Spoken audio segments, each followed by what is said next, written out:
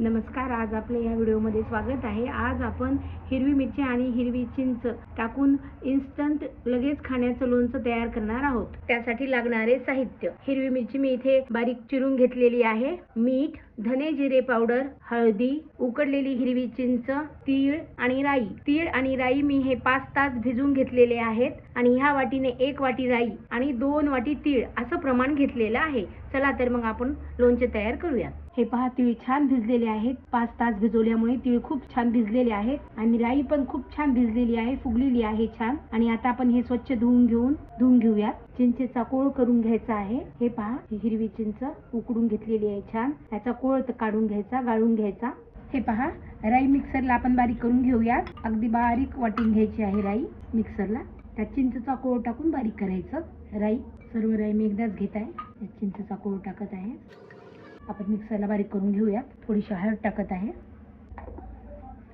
हे पहा, अशी बारीक पेस्ट झालेली आहे। मी यात काढून घेत आहे ही राईची पेस्ट। असंच आपल्याला तिळाची पण पेस्ट करून घ्यायची आहे। आता मी तीळ टाकत आहे मिक्सरच्या पॉटमध्ये। हे सर्व तीळ टाकून घ्यायचे मिक्सरच्या पॉटमध्ये। थोडीशी हळदी टाकूया। चिंचेचा कोळ टाकायचा, मिक्सरला बारीक वाटून घ्यायचे। हे पहा, तीळ पण आपण मिक्सरला बारीक करून घेतलेले आहेत चिंचेचा कोळ टाकून। हे पण यात आता मिसळून घेऊयात सर्व।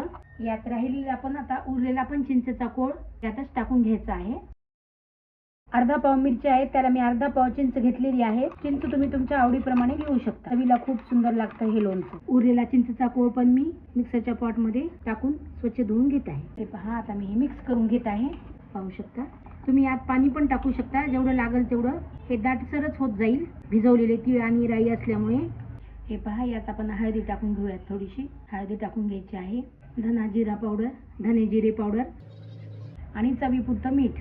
शक्यतो मिरची सपकच घ्यायची आहे, जास्त तिखट मिरची घेऊ नये, कारण हे लगेच लोणचं खायचं असते आणि 15 दिवस टिकते हे लोणचं।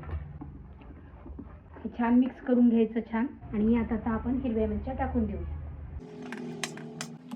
हे पहा, हे आपण सर्व लोणचं काचेच्या जारमध्ये स्टोर करून ठेवूया। हे पहा, आपले लोणचे तयार झालेले आहे। हे तुम्ही आता लगेच खाऊ शकता। यावर कच्चं तेल टाकायचं।